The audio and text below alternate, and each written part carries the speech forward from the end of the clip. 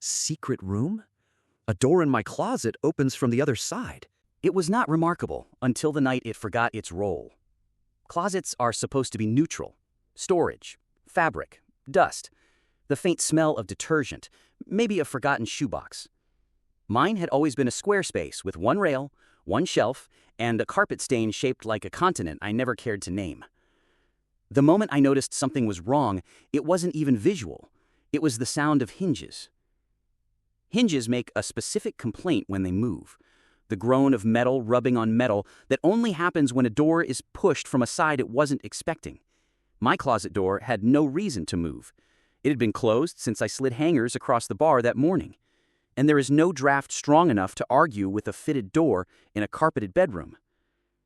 The sound came late, hours past midnight, the time when every creak of the house gets a little more personal. At first, it blended with the old wood frame settling, the pipes sighing, the neighbor's car door. But this was closer, sharper. The rhythm belonged not to the house, but to a deliberate hand. The knob turned against the latch from the inside. Not fully, just enough to make metal complain.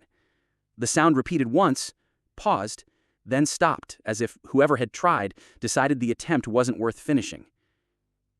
Silence swallowed it after. The closet became still again. 4 feet deep, 3 feet wide, one door. I didn't open it. That was the first choice, and maybe the only one that mattered. Not opening was easier. Sleep has a way of bribing you with denial.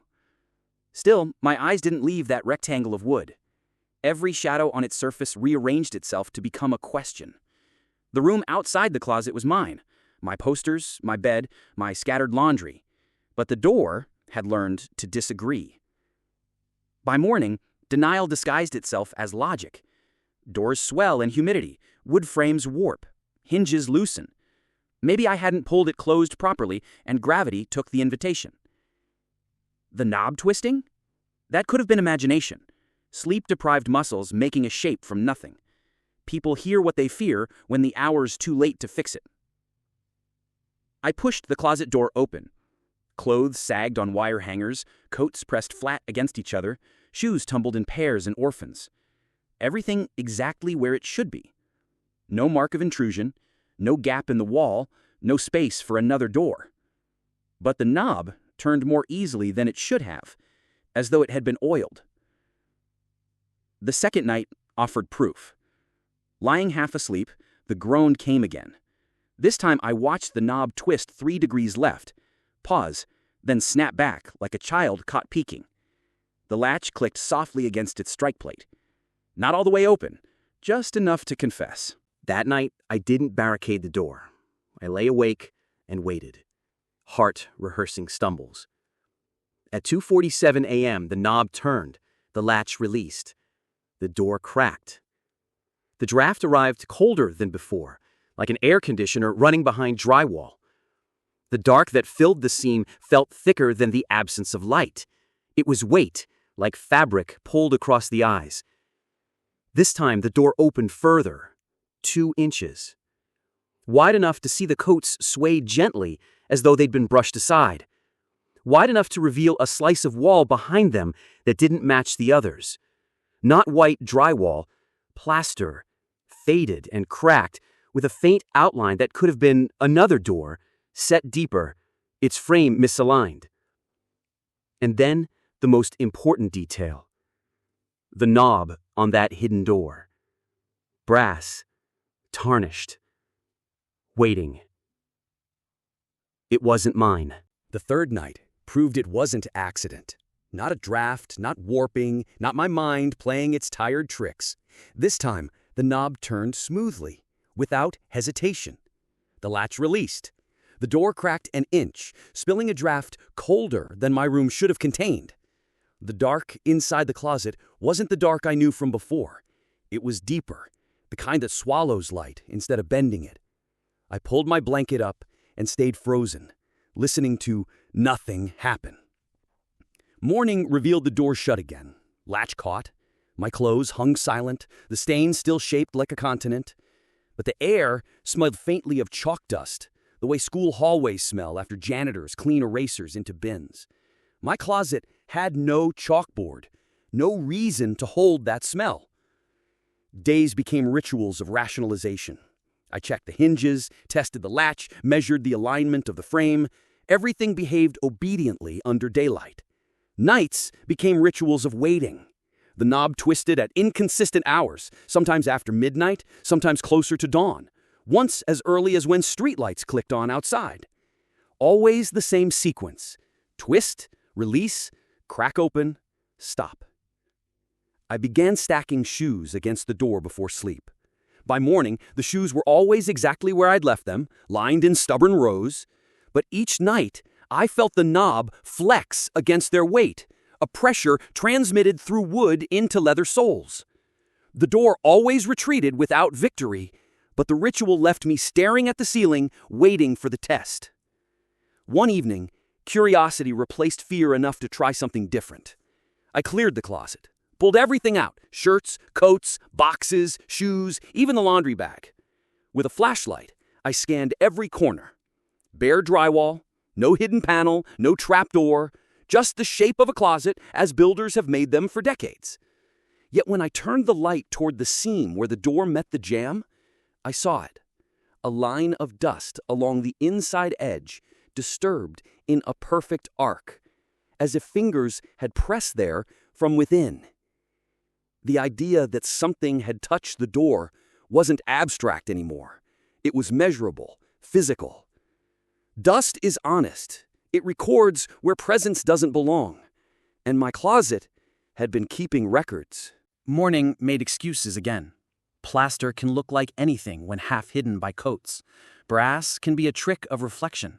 Cold air can bleed from vents, even when vents are not visible. I rearranged the closet, as if order could evict what the night had suggested. Shirts returned on their wire triangles, coats on heavier hangers, boxes squared on the shelf. The stain on the carpet still resembled the same continent. Everything ordinary. The latch clicked with its small, practiced assurance. The mind followed it, grateful for small assurances. By afternoon, the door had returned to wallpaper, the way familiar objects do when obligations crowd them out of focus. Work emails stacked into a wall higher than drywall, groceries asked to be carried, rinsed, shelved. The body pretended fatigue would outrun memory. It didn't. In the lull before evening, I searched for proof that didn't require belief. Tools, not rituals. Tape along the jamb where the closet door met the frame. A dusting of baking flour over the threshold, because dust tells the truth. A phone camera set to record on the lowest brightness, faced at the seam, propped against a shoe. Headphones off. No podcast against the dark, just the room breathing, the clock doing its honest tick. The first hour after midnight was calm. The recording LED winked in 1 second patience. The heater coughed through its cycle and went quiet. Somewhere upstairs, footsteps made the indecisive loop of someone forgetting why they entered a room. Down the hall, water ran for a count that suggested teeth, rather than shower. The closet stayed a rectangle of wood. At 1:23, the tape pulled itself upward by less than a fingernail's width. Not torn, not peeled, lifted by pressure from the other side, then set down again without malice. The phone captured sound first, the knob's hollow rotation, the latch's metallic release, the hinge groan that now resembled recognition. The flower line held for a breath, then broke in a neat crescent, as if something with curved weight had pressed exactly once, and then removed itself. I paused the video at the frame where the seam widened. Inside, hangers nudged. Behind them, the deeper plane appeared again. Not drywall, not closet wall, but that tired plaster with hairline cracks like a map someone erased and redrew. The faint outline that might be a door revealed itself with the indifference of old architecture. The brass knob waited at an angle that didn't match mine, positioned lower, older, set for a hand that expected different leverage. The strange part wasn't the sight. It was the way the darkness between planes seemed to have depth without distance. 2 inches of cracked air behaved like a corridor. The flashlight gave it nothing to chew on. Light slid in and didn't return. The beam found cloth and shoebox, and then lost its courage to report further. Daylight returned to find the flower marked in a clean half-moon, and the tape along the jamb puckered where a thumb would push. The video showed 10 minutes of deepened dark, Then the retreat, the latch catching, the seam sealing, the tape falling flat, as though disappointed. The phone battery had dropped 13% in those 10 minutes, a petty theft that felt personal, because electricity rarely lies that way without a reason. Normal life hated this. Normal life likes small surfaces that respond when wiped, so I wiped. The flour vanished into a damp cloth. The tape was replaced with stronger tape. The knob received a rubber band tied in a loop and connected to a hook on the doorframe, the kind of simple alarm a child invents in a summer basement. Evidence would ring when grip met twist. I added a gift to the shelf, a hotel pen with the logo worn off. It faced the plaster plane the way you face a neighbor you're not sure wants to be greeted. It came with no note. It did not need one. If fear is a calendar, the next night scheduled itself. Sleep arrived with shoes on. The string trembled at 2:09 and set off a tiny bell against the metal hook. The sound was almost cheerful, insultingly domestic. The knob turned in a steady way, as though someone had decided that a clumsy intrusion was beneath them. The latch disengaged, the seam widened, the air cooled. The door inside my door was clearer. Plaster framed in old wood, brass invested with the patina of hands that belonged to years with different news. A keyhole below the knob the size of an old-fashioned typeface O. No keyhole exists on my side. Builders stopped that flourish decades ago. This hole provided a tunnel for cold to escape. Looking into it was like peering into a throat. The flashlight refused to expose a chamber. It only widened the dark and made it glossier. The hotel pen was no longer on the shelf. It lay across the carpet just inside the line of flour, like a drop-off in a place without post. The cap had been clicked on. A line of ink had been drawn along the rubber threshold. Short, straight, centered. Not a signature. A registration mark. The kind contractors make when aligning surfaces. I ran my finger over it, and it bled a little, still wet. Whoever used it wrote careful lines. The tape that held my string had been peeled and reset with better alignment than I had managed, as if a hand from the other side resented sloppy work. The bell, once rung, had been unhooked and laid gently on the floor. The string remained threaded, but it no longer threatened to cry out, a boundary agreed to by a stranger. I recorded every inch in the morning and found nothing a camera could explain to someone else. Proof is capricious when it belongs to houses. The only witnesses were mundane details that would sound theatrical if described. On the video, the seam widened and did not. The knob turned and did not. The ink line appeared and didn't smear until I touched it. The hotel pen clung to my fingers with the oiliness of cheap ballpoints and a smell like a desk after a long day of signatures. Every old building has a rumor. Mine had several. An owner who built an addition himself with permits that existed only in his notes. A hallway eaten by closets to enlarge rooms for rent. A dumbwaiter shaft converted to storage and forgotten. Floor plans, like family stories, adjusted, sentimental, partly true. The closet had likely been carved from something older, something that came with its own geometry. That answered the plaster. It did not answer the schedule, the precision, the way the other side seemed to be keeping accounts. By the fourth night, the terms had changed. The door did not wait for the hour to go soft. It eased at midnight, as if punctuality mattered. The bell did not ring. It had not been rehung and apparently had no intention of being rehung. The tape lifted and fell with tidy courtesy. The seam opened a generous inch and stayed. Air moved between rooms like a handshake. On my side, I had an offering ready because empiricism had given way to negotiation. A small mirror from the back of a drawer, the kind with a crack through one corner. I set it angled toward the inner plane, so that if light fell just right, the mirror would borrow it and tell stories. I placed a sock across the threshold, because fabric records different things than flour. I set my phone to record from a lower height with a wider angle. Then I lay back and pretended I would not leap if any of this disobeyed. Light did fall. Not much. A thin bar the color of hallway bulbs in an office after hours. It slipped through the keyhole and spread like a shoelace, across carpet, across sock, across mirror. The mirror caught it and gave me nothing, except my own darkroom multiplied. The sock kept its shape for a moment, then flattened in the middle as if a palm had pressed it. The video recorded an indentation that no foot made. Flour lifted along the contour and drifted back down like scale after someone cleans chalk erasers. Through the inner keyhole, a sound reached out that had not existed before. Hangers rattling in a closet that wasn't mine. Footsteps on a wood floor with a polish my apartment lacks. The delicate clink of glass against porcelain, as if a glass had been set near a sink by a person who had a sink inside their closet. No voice, though this would have been the moment for voices if voices belonged to this arrangement. Just the quick domestic punctuation of someone finishing one thing and moving to another. I placed my eye to the keyhole and saw what the mind had been practicing. Not my coats, not my shelf, not my stain. A narrow room with wainscoting, the kind painted white in real estate photos, the kind dulled to an old bone color in life. A rack fixed to the wall with 3 iron hooks, one holding a coat that might have been velvet once and now loved dust. A table too small for dinner and too wide for keys, with a bowl that belonged to a sink sitting on it, resting inside itself the way bowls do when they don't have water to hold. A lamp without a shade, filament visible like a nerve. The light came from further in, not from the lamp, but from a room that wanted to keep secrets. Most unsettling was the door on that far wall, the door that matched the proportions of mine. It stood closed. Its knob faced me and did not move. The door between us was open from my side. That door was closed from theirs. The thought arrived without my permission. The closet was not a portal, as people like to say when dramatizing. It was a pair of rooms that had sprouted a shared wound. Mine opened outward, theirs opened inward. Someone over there could equal my insistence with theirs, but they had chosen to close their own door and open mine. The geometry provided options, the etiquette assigned roles. I slept for an hour only because the body will enforce its rhythms, even when the mind rejects them. When I woke, the seam had narrowed to its old shape, the tape reset again by hands that disliked frayed edges. The sock lay flat, with a crease down the center.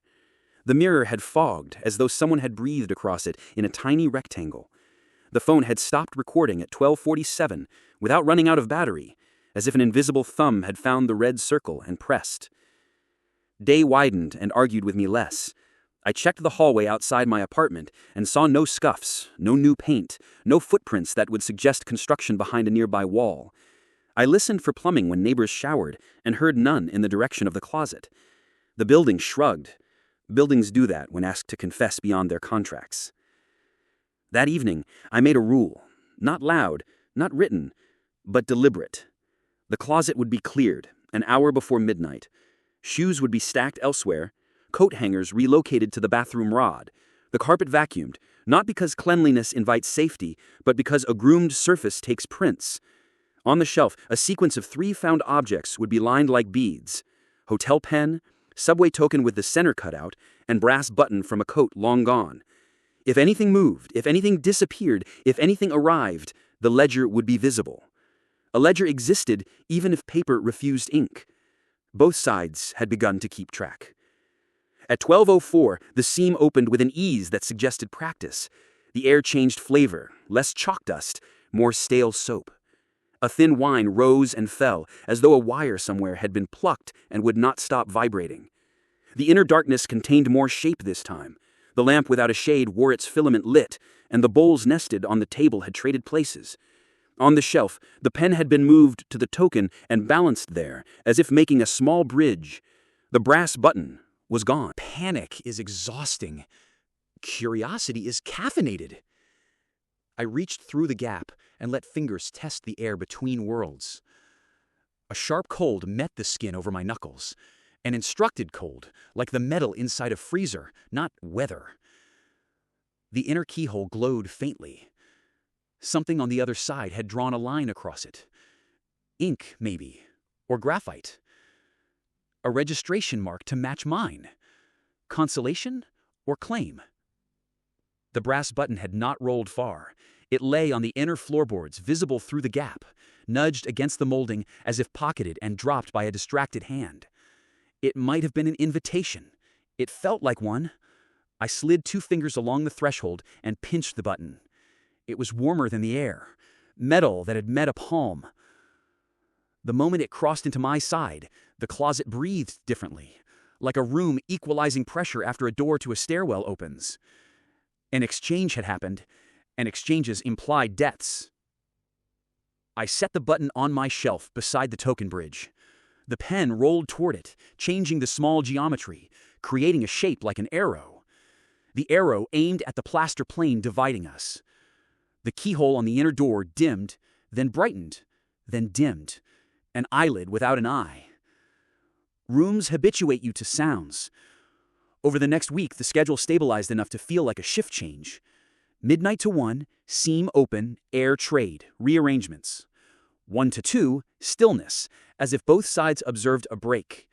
2 to 3, small work, moving objects the way restless hands do during a phone call.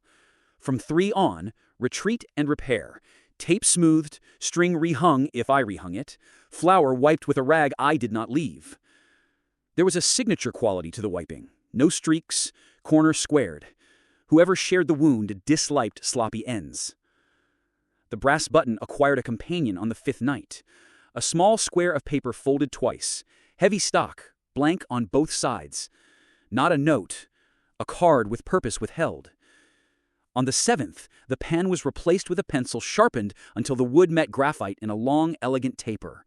Pencil shavings dusted the shelf for a second and then were gone when I looked back, as if the other side had reconsidered litter. On the 9th, my token bridge was returned without marks. The button moved to sit directly under the keyhole in alignment so precise it had to be measured by an eye that takes pride in measurement. On the 10th, the inner door moved. Not mine. Theirs. The far door in that thin room, the one that faced me closed, turned its knob by a single determined degree. The brass gleamed under a light I never saw switch on. The latch did not release. The movement stopped. A test of clearance, a courtesy, or a warning. My door remained open, theirs remained closed. The etiquette shifted a fraction toward negotiation. I did not step through. The gap was 2 inches and felt like an ocean. The mind imagined what the waist-high wainscoting would feel like under a palm. The body argued for caution like a bureaucrat. I made tea at 2:30 because the hand needed a task that belonged to this apartment. Steam rose and drifted toward the closet and returned, exchanges behaving like weather. The night that ended part 2 of this adventure announced itself at 12:13 with the smallest of sounds. A key brushed against metal from a distance so near it bypassed metaphor. The inner keyhole darkened briefly, then lightened again. The knob on the far door completed its slow degree and stopped flush with release. The latch whispered its surrender. A vertical seam widened inside the room that wasn't mine. Not my door. Theirs. The closet held its breath with me inside it, inside the apartment, inside the building that pretended neutrality. 2 open doors facing each other across inches of air none of us had planned to share. My floor's carpet met their wood without touching. My night met their late hour without consensus. A shape like a shadow moved where the wainscoting turned the corner. Not close enough to occupy the gap, close enough to establish reality. I stayed on my side, hands empty, shelf bare but for the button now under keyhole, token on pen bridge, pencil pointed toward the seam like a sundial that had decided to tell a different kind of time. The inner light pulsed once, like a breath that wanted a reply. The seam remained. The etiquette held. The idea of a room inside a closet, inside an apartment, had moved from theory to architecture. It opened from the other side. It did not need me to consent to exist. It had chosen to reveal itself because it needed something exchanged. The button under the keyhole warmed again. I waited for the next rule to arrive. There is a difference between watching something impossible and watching it establish routine. Impossible events dazzle, stun, overwhelm. Routine is worse. Routine teaches the body to anticipate, the mind to adapt, the nerves to flinch not from surprise, but from recognition. My closet had stopped being a closet. It had become a clock, and midnight was now its hour to open. The far door across the plaster room stood ajar more often. Not wide, never wide, but enough for me to glimpse the dust-colored coat on its hook, the bowl on the small table, the shadeless lamp with its filament like a heartbeat. The wainscoting, painted long ago, carried chips like tally marks. The brass knob gleamed in increments of borrowed light. On my side, the shelf had turned into a ledger. Objects didn't stay where I placed them. The button crept inches closer to the keyhole every night, as if magnetized by attention. The pencil sharpened itself again and again, wood spiraling without a blade. A coin I added as a test returned balanced on its edge, spinning so slowly it should have fallen hours earlier. Whoever lived on the other side wasn't vandalizing. They were curating, arranging, sending back signals. The exchanges turned bolder. A slip of paper folded into a square appeared one morning in place of my subway token, blank both sides but pressed with faint grooves, as if it had been written on and erased without ink. Another night, the sock I had laid across the threshold returned with stitches it didn't have before. Tiny handwork, clumsy but intentional, thread darker than anything I owned. Each gift carried weight not in value, but in proof. I wasn't being haunted, I was being answered. The soundscape of the other room developed too. No voices, never voices, but domestic noises filtered through the keyhole. The scrape of a chair leg, the metallic ring of cutlery dropped on wood, water poured into something hollow. Ordinary sounds, wrong only because they came from inside a closet. The smell shifted with them too. Soap one night, candle wax another. Once the unmistakable tang of onions cooking until soft. My apartment had borrowed a kitchen it didn't own. Then came the mark. At 12:31, while I watched through the seam, the inner keyhole darkened. A hand pressed something against it from the other side, leaving a line across the circle. A crossbar bisecting the void. When it lifted, the brass carried a smudge of black. Later, checking with my phone's flashlight, I saw graphite, pencil rubbed deep into the groove. It wasn't random, it was alignment. The kind of mark carpenters use when joining beams. Proof that two pieces belong together. My side responded, without asking me. The brass button slid until it rested directly under the mark. When I picked it up, the metal pulsed warmth against my skin like it had been in a pocket. Returning it to the shelf felt like sliding a coin into a slot. The air pressure shifted. The seam breathed. Both doors, mine and theirs, shivered as though connected by a hinge that spanned rooms.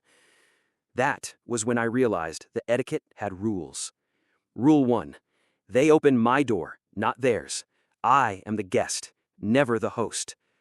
Rule 2. Objects must be answered. Every offering leaves a question. Rule 3. Balance matters. One absence on their side requires one presence on mine. Rule 4. If the ledger isn't settled by dawn, the seam stays until it is. The fourth rule I learned the hard way. One night, restless, I refused to play. I left nothing on the shelf. No gift, no test. Midnight came. The seam opened. Air traded. Graphite mark glowed. But when I rolled over and tried to ignore it, the opening stayed. Hours stretched. 1 o'clock, 2 o'clock, 3 o'clock. Still, the door remained cracked. Still, the plaster room watched me with its silent bowl and coat. Not until I placed my own pen across the threshold, trembling, did the seam close. Dawn arrived, late, as if time itself had been stalled in negotiation. It became clear then I wasn't being haunted by a ghost. I was being recruited into a pattern. A door that opens from the other side isn't a warning. It's an invitation to participate. And the more I participated, the more I worried what ledger I was helping to balance. Midnight stopped being an hour on a clock and became a pressure gradient. It gathered in the corners first, the way dust chooses baseboards, even in homes that care. The seam in the closet learned my breathing. If I stayed still, it widened. If I shifted, it paused, as if listening for consent that etiquette required, but entropy didn't. The far door across the plaster always moved first by a degree, then mine followed by a click. Tally marks on paint, invisible but felt. The week after the rules announced themselves, the ledger turned unmistakable. Objects stopped being tokens and started being entries. On my shelf, button, token, pencil, mirror, the cracked cardstock square. On theirs, the bowl without water, the coat that loved lint, the lamp with the filament like a nerve. When I added something, the air pressure changed, the way subway doors expel a breath before they close. When I withheld, the seam refused fatigue and sat in the dark like a patient argument. The domestic soundtrack beyond the keyhole padded into routine. Chair scuffs in a triangle, one soft footfall and then two in quick succession. Glass meeting wood and then settling a fraction of an inch as if reconsidering its purpose. Once the faint scrape of a match and the fat, short-lived crackle of a wick admitting flame. Wax entered the air, honest and a little sad. The pencil on my side kept sharpening itself in impossible increments. Each night a new curl of cedar would appear and then not. The shavings never collected. The graphite line I had once seen someone draw across the inner keyhole became thicker, darker, then polished by contact, until the brass around it reflected black like an eyelid. On the 9th night of routine, the schedule broke in a way only schedules care to break, by arriving early. At 11:42, the closet door eased with none of its usual complaints. The bell I had rehung for formality's sake stayed quiet.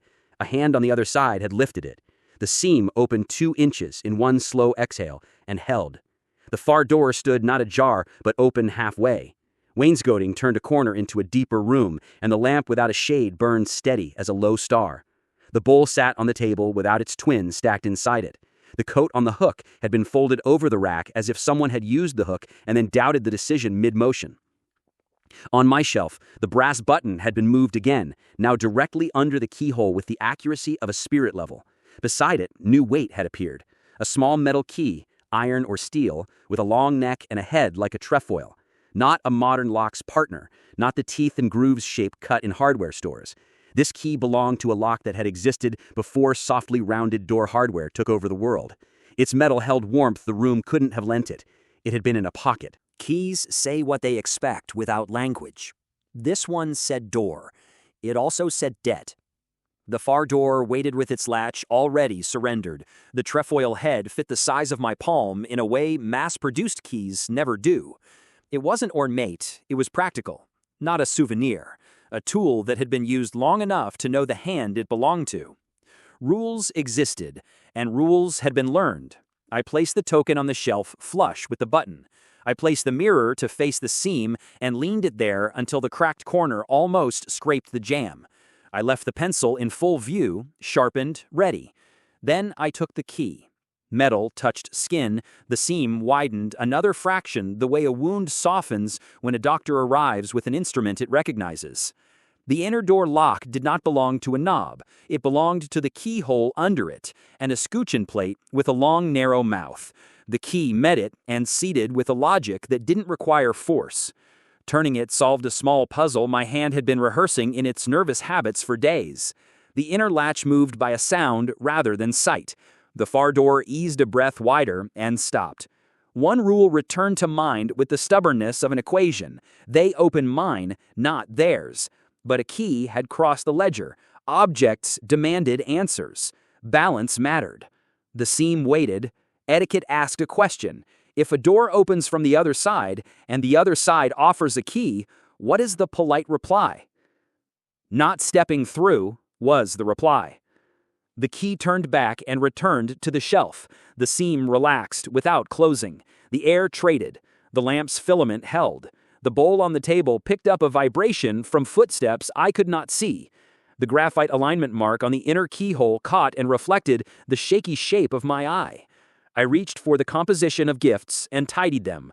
The button below the keyhole like a period. The token and mirror like brackets. The pencil like a dash. The key in the center, trefoil upright. The shelf became a sentence.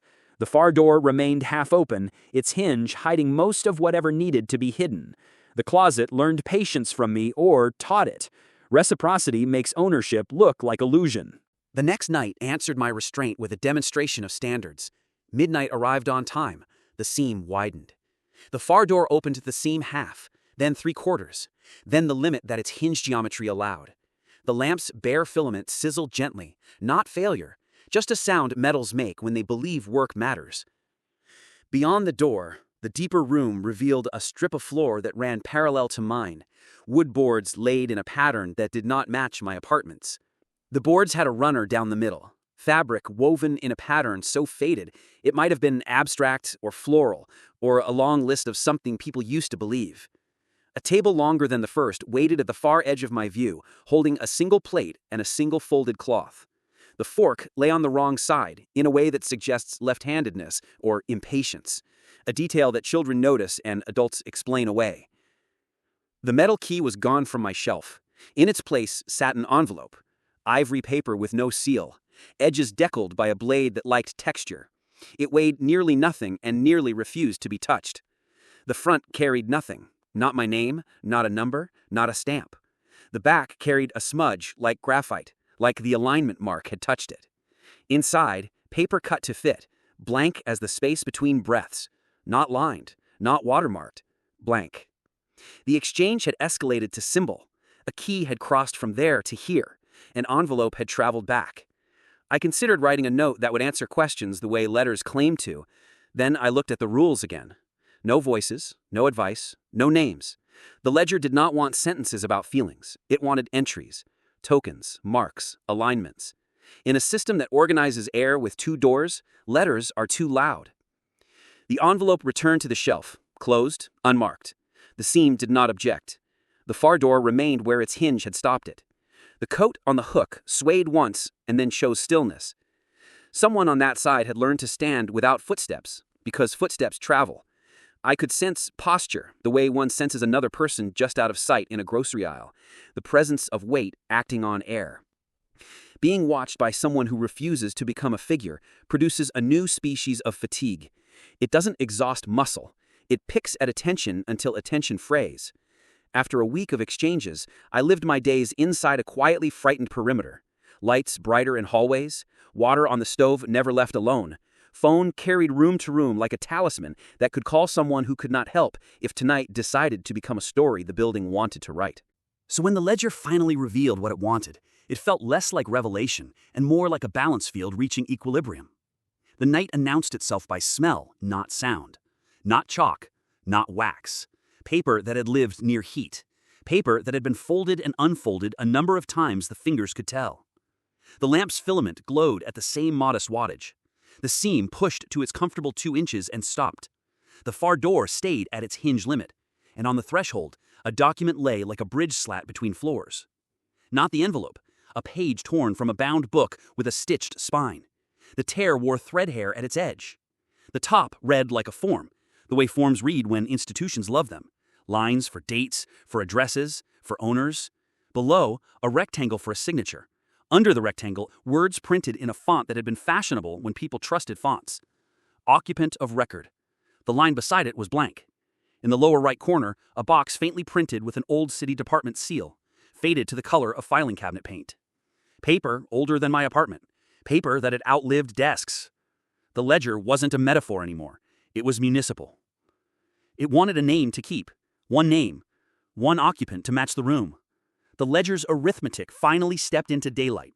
2 doors, 1 gap, 2 rooms pretending to share a closet, 1 side without an occupant of record. The building, or the history inside it, had been borrowing me as presents, balancing a book that forgot how to close. The exchanges had been the work a space does when adjusting its furniture for a tenant it cannot register. The button under the keyhole, the pencil sharpening itself to a point. The key that fit a lock my side didn't have. The envelope blank as a census. Parts of a process that ends in a line down a rectangle. The form sat naked on the threshold, daring the kind of person who hates blank lines to rescue it from emptiness. I pictured the signature that would fit and understood why the etiquette had banned voices. Names tie things. They knot rope. My name would make the hinge honest. It would also make the room mine in a way that refused reversal. The system would love that. Systems always love a completed record. I left it, not out of bravery, out of maintenance. Rooms crave integrity more than they crave occupants. Closing the ledger by identifying myself would satisfy the paper and pin my life to the hinge like a butterfly to felt. Leaving it open would insult the form and keep the air moving. The ledger had been asking me not to sign up. It had been asking me not to counterfeit. My presence had been enough for a while. Now it needed me to admit the role I already occupied, a neighbor.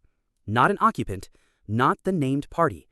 The person who doesn't claim the room but keeps the hinge lubricated with attention. Every building needs one. So I gave it the only entry it would accept that did not close the account. I took the pencil, the one that had kept its edge beyond reason, and I made the smallest mark a ledger respects. Not a name, not a flourish, not a signature. A tick. The kind clerks make when counting heads on a bus. The kind teachers make beside a student's name when attendance lands. I made that mark on the envelope I had slid to meet the form at its bottom corner, where paper always collects scuffs and editors leave grudges. The seam exhaled like a sigh withheld too long. The lamp across the gap flickered in polite relief and then steadied. The coat on the hook settled into stillness like a spine deciding to relax. The form on the threshold lifted at one corner and glided back 2 inches into their room, returning without injury, declining to demand a name. The envelope followed in kind by sliding 2 inches to my side. Both papers crossed barely enough to flirt and then chose their homes. Balance maintained. My door eased closed. The latch met the strike with a kiss learned over weeks. The tape along the jamb fell back into place without a wrinkle. The bell on the string made no sound because no one had asked it to speak. The far door met its jamb without scandal. The graphite alignment mark on the inner keyhole shone like a mole on a wrist. Proof, not problem. It never ended after that exactly. It adjusted. Midnight became once again a pressure gradient, softer, less hungry, more like a neighbor above rolling a chair at the same time every night. The seam still opened, but some nights it yawned and closed again in one breath, content to confirm symmetry and go back to sleep. Some nights it opened for 10 minutes to let air exchange and then retired without rearranging my shelf. Once a week, the pencil asked for work, and I gave it. One small tick at the bottom corner of the envelope, a tally to prove that being present can happen without signing away ownership. The key returned to their side on a night when rain felt like needles. The button stayed under the keyhole forever after, a punctuation mark between rooms. The token traveled occasionally, like a coin passed between vending machines, never lost, forever in the economy.